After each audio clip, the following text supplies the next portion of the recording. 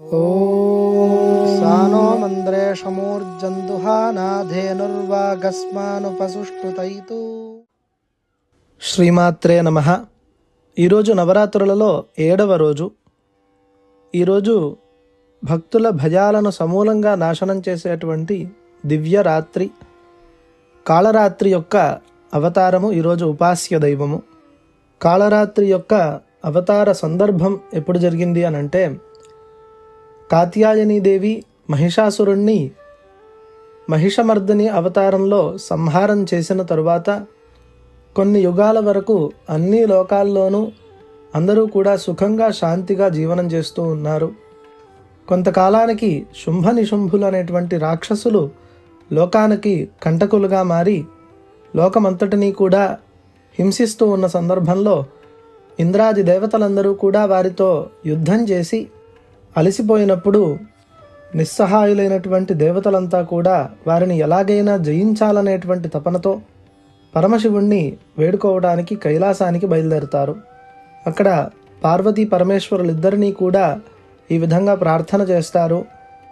ఈ శుంభ నిశుంభులిద్దరూ కూడా లోకానికి కంటకులై మమ్మల్ని అందరినీ కూడా నానా రకాలుగా హింసిస్తున్నారు, కాబట్టి వీళ్ళ నుండి మమ్మల్ని మీరు కాపాడాలి ఏ విధంగానైనా అని ప్రార్థన చేస్తారు. ఆ సందర్భంలో పరమేశ్వరుడి యొక్క అనుజ్ఞతో పార్వతీ అమ్మవారి నుండి ఒక తేజస్సు వెలువడి బయటికి వచ్చినటువంటి ఆ తేజస్సు కాళరాత్రి అనేటువంటి ఘోరమైనటువంటి రూపాన్ని తీసుకుంటుంది. ఆ రూపం ఎంత భయంకరంగా ఉంది అని అంటే, పార్వతీదేవి కూడా ఆ రూపాన్ని చూసి ఒక్క క్షణం భయపడిందిట. అందుకే ఆమెకు కాళరాత్రి అనే పేరు వచ్చింది. కానీ ఈ భయంకరమైనటువంటి రూపము కేవలం అధర్మానికి మాత్రమే కంటకము, రాక్షస ప్రవృత్తికి మాత్రమే కంటకము. భక్తులకి ఈవిడ ఎప్పుడూ కూడా రక్షకురాలు, ఈవిడే మోక్షప్రదాత. ఇక ఈవిడ యొక్క స్వరూపాన్ని మనం వర్ణన చేసుకుందాము. కాళరాత్రి స్వరూపము అంధకార స్వరూపము, గాఢమైనటువంటి నల్లని వర్ణం, వెలుగునే మింగేసేటువంటి తేజస్సు ఆవిడది. జాజ్వల్యమానమైనటువంటి రుండమాలలు ధారణ చేసి ఉంటుంది ఆవిడ. చెదిరిపోయినటువంటి జుట్టు విరబోసుకొని ఆవిడ దర్శనమిస్తుంది. ఆవిడకు 4 చేతులు, ఒక చేతితో వరముద్ర, ఇంకొక చేతితో అభయముద్రని ధారణ చేసి మరో 2 చేతుల్లో త్రిశూలము అలాగే కొడవలిని ధారణ చేసి ఉంటుంది ఆవిడ వాహనం గాడిద.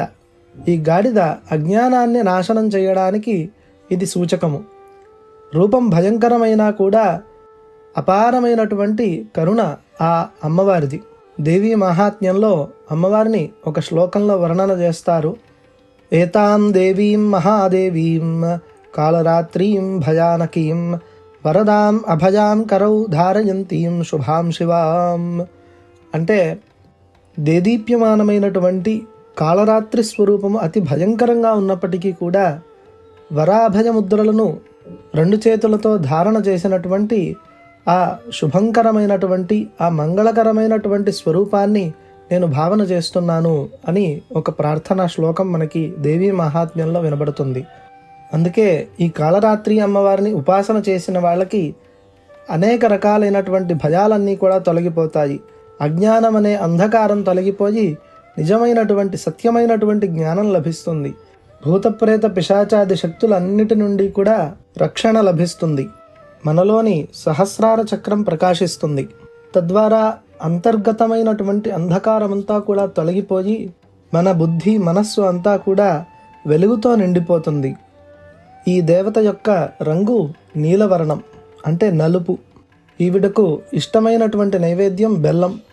ఇక ఈ అమ్మవారిని ఉపాసించేటువంటి మంత్రము శ్రీకాళరాత్ర్యై దుర్గాయై నమః. ఇక అమ్మవారి ధ్యాన శ్లోకాన్ని చెప్పుకుందాము.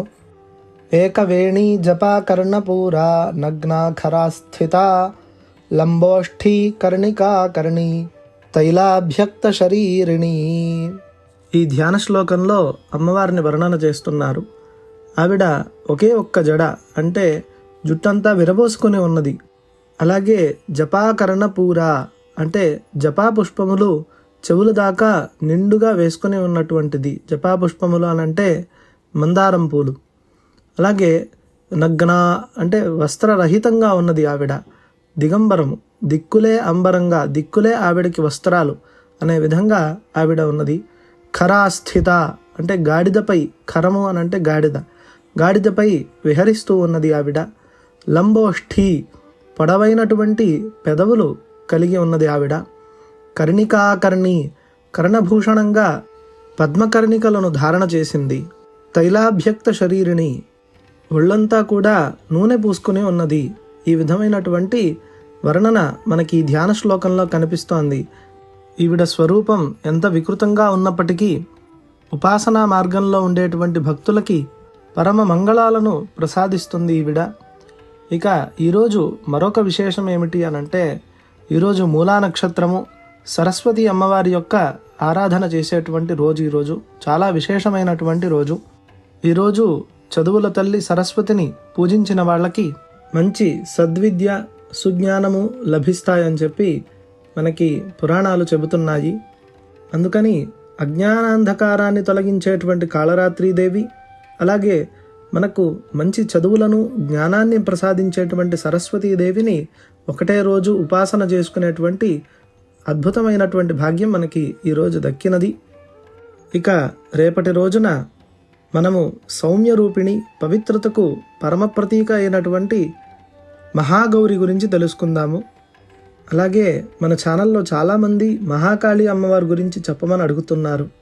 మీకు కూడా వినాలని ఆసక్తి ఉన్నట్లయితే మీ ఆసక్తిని కమెంట్ రూపంలో తెలియచేయండి. త్వరలో మహాకాళి అమ్మవారి గురించి ఒక మంచి వీడియో తీసుకొస్తాను. ఈ వీడియో నచ్చినట్లయితే లైక్ చేయండి, షేర్ చేయండి, కమెంట్ చేయండి. ఛానల్ని సబ్స్క్రైబ్ చేసుకోవడం మాత్రం మర్చిపోవద్దు. మరో ఆసక్తికరమైన వీడియోతో మళ్ళీ కలుసుకుందాము. శ్రీమాత్రే నమః.